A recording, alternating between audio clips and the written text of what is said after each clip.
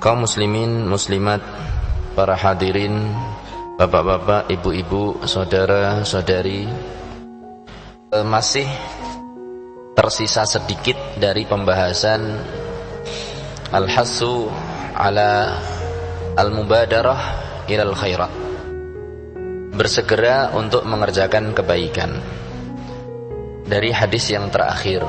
Tapi sebetulnya inti pembahasan hadis tersebut sudah kita selesaikan pada pekan yang lalu. Tinggal mungkin terkadang timbul pertanyaan ketika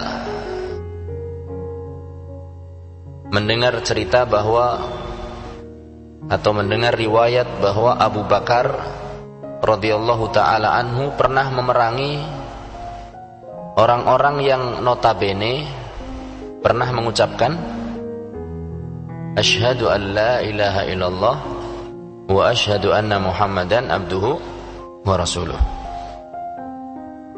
Padahal dalam hadis yang kita pelajari, di hadis ke 90 berapa?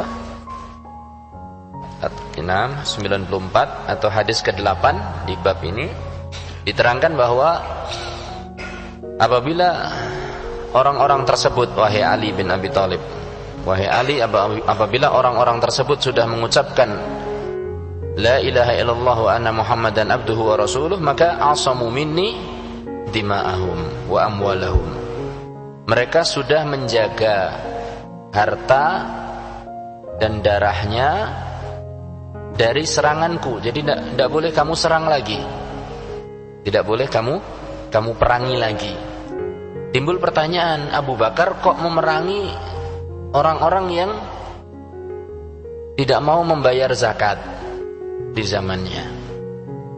Sampai Abu Bakar radhiyallahu taala anhu mengatakan, "Lau mana'uni anaqan kanu yu'addunahu ila Rasulillah sallallahu alaihi wasallam laqataltuhum." Kalau seandainya ada orang yang berani menahan seekor anak unta yang dulu rutin dia bayarkan sebagai zakat kepada Rasulullah sallallahu alaihi wasallam, seandainya mereka tidak mau membayarkan di zamanku ini, padahal dulunya rutin bayar zakat, maka aku perangi mereka. Sehingga sikap ini ditentang oleh sebagian sahabat. Bukankah mereka itu sudah mengucapkan la ilaha illallah? Kata Abu Bakar selanjutnya, aku akan tetap perangi demi Allah orang-orang yang memisahkan antara sholat dan zakat. Karena Rasulullah sallallahu alaihi wasallam bersabda, illa bihaqqiha, kecuali dengan haknya kalimat la ilaha illallah.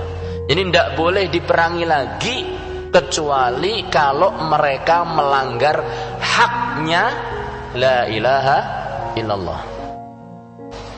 Dari sini bisa kita ambil pelajaran bahwa orang yang mengucapkan la ilaha illallah patut untuk berbahagia. Ini yang pertama, karena dia sudah masuk ke dalam Islam.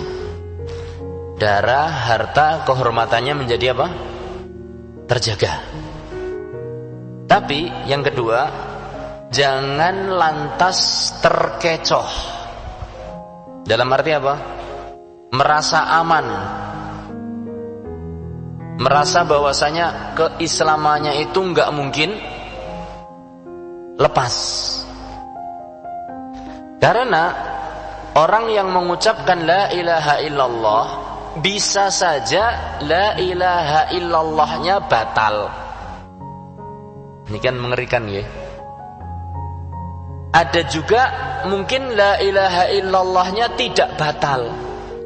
Jadi kemungkinan pertama istiqomah, ya kan? Istiqomah, mengucapkan la ilaha illallah kemudian istiqomah.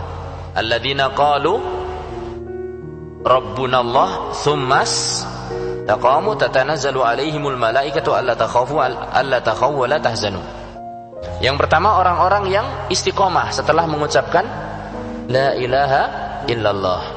Yang kedua, batal.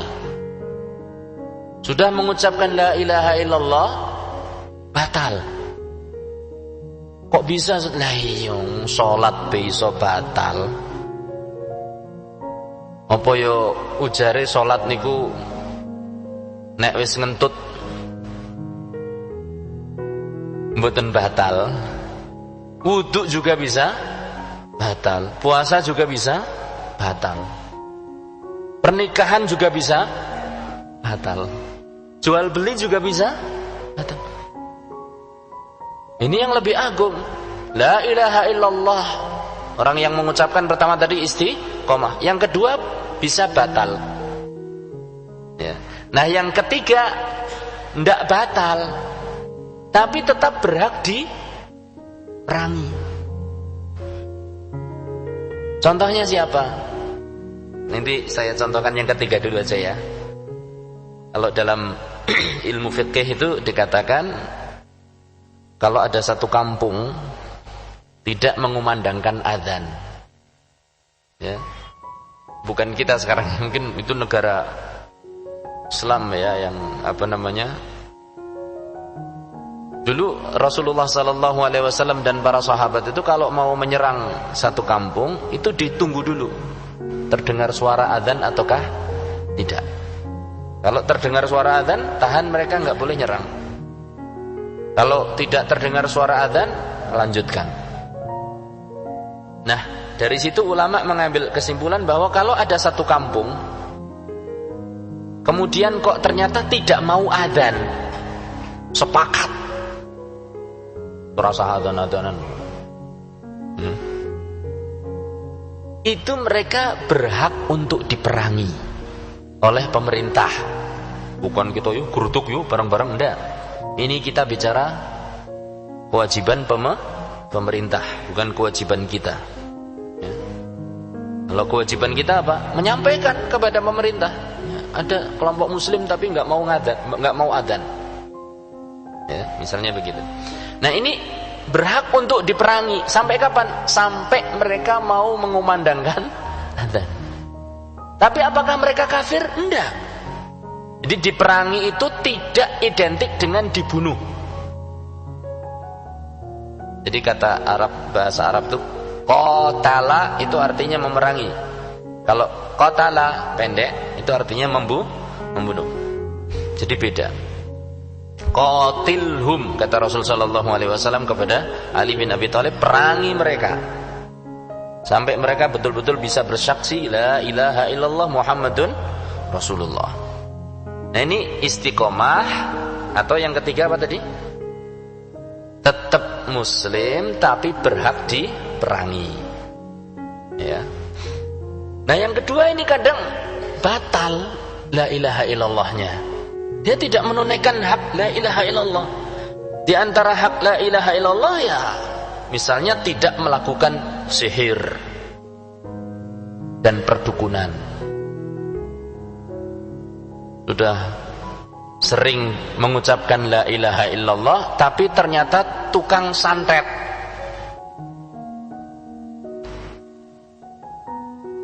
Dukun betul-betul murni, dukun. Bukan sulap yang dirubah jadi pengobatan, itu beda lagi. Ya. Yang lagi viral. Ya. Dukun yang betul-betul murni. Suka ngirim santet, kemudian mereka-reka perkara yang gaib, menebak-nebak perkara yang gaib, ngeramal nomor lah mungkin atau apa. Alhamdulillah, togel online terbongkar. Alhamdulillah. Mudah-mudahan Allah bersihkan negara ini dari perkara-perkara yang mengurangi keindahannya. Di antaranya adalah apa? Togel. Itu judi online togel berarti. Togel nih. Toko gelap togel. Yuk bayangkan, orang jatuh langsung ditafsirkan jadi angka. Bukan ngimpi, lihat ular lewat, aku nembe roh ulo lewat. Langsung buka kamus. Ulo itu ongkone piro ya ulo? Dituku. Ada yang cerita kemarin dengan saya pas saya ke Jogja, cerita Ustaz, saya itu pernah beli nomor ya 1 kali itu aja Ustaz, yang nembus ya. Saat itu dia cuma beli 1.000 perak dapat 70.000. Zamane pegawai negeri itu gajinya sekitar 70-an ribu, sopir bis dibayar 70-an ribu sekitar itu per bulan. Nah ini gitu, 1.000 dapat 70.000 atau 60.000. Gara-gara apa? Yo diajak kancane tuku yo. Terus dia bilang, aku mau bengi ngimpi ulo ya katanya.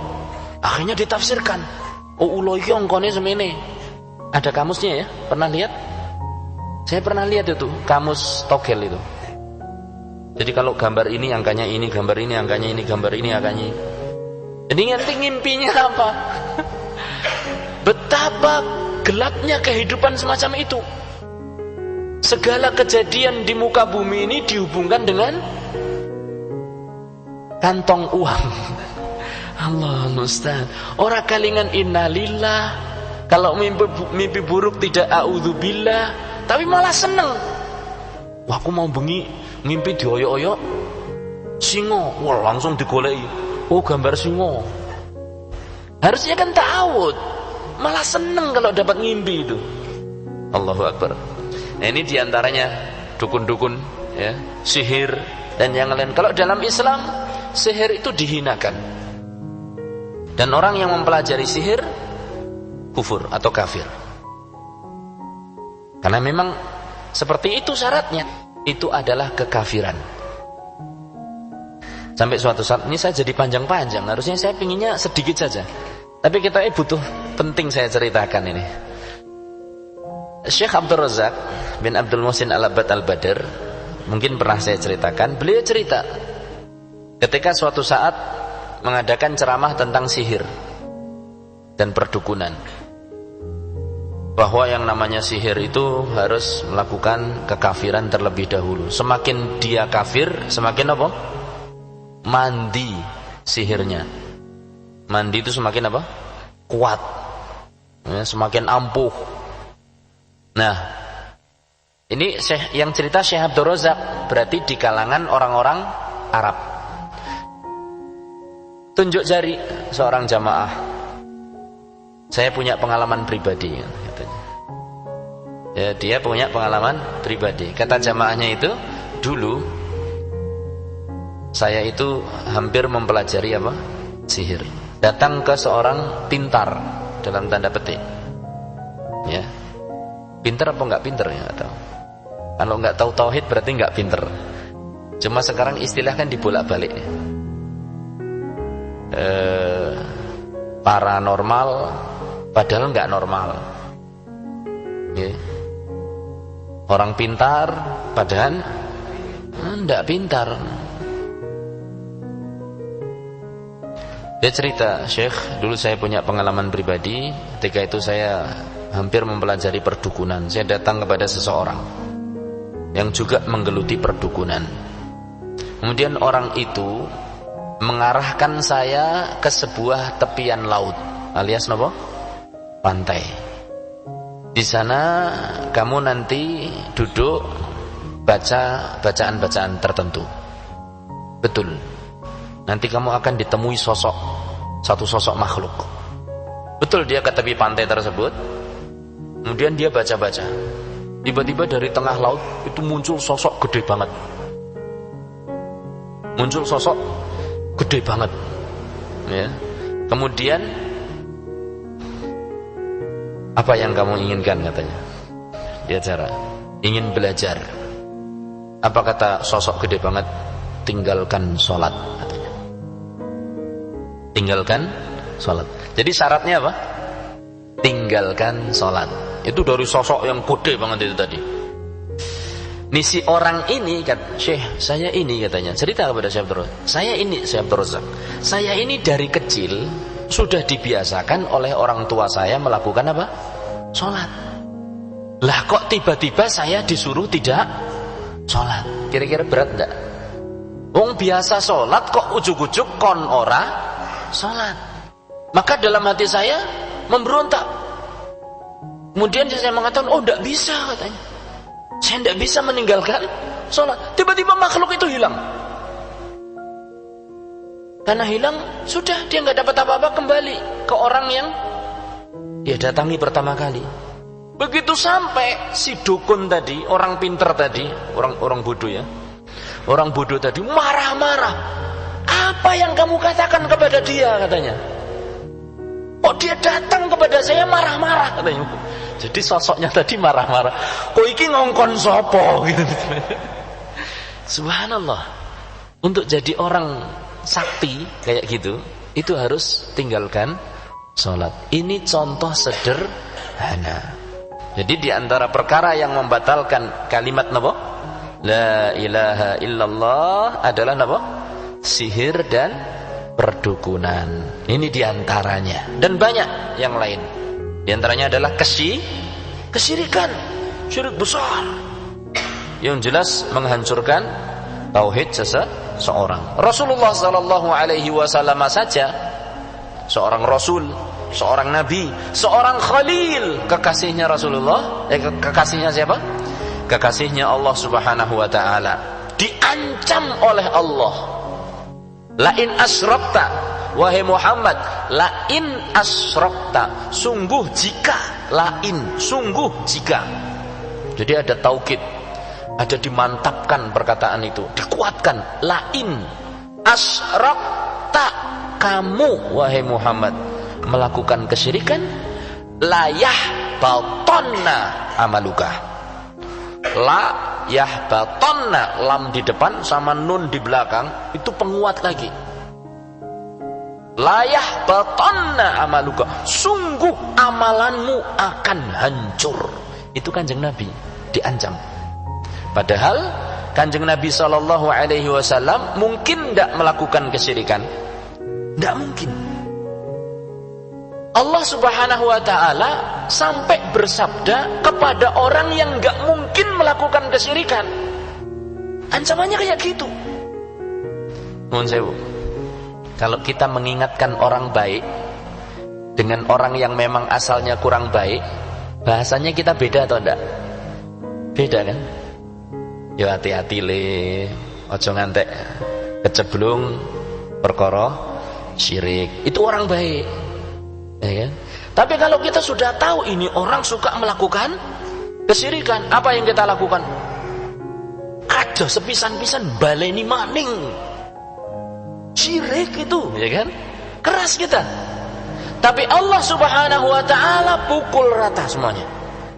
Orang baik seperti Nabi Muhammad sallallahu alaihi wasallam, nasihat untuk menjauhi kesyirikannya keras sekali.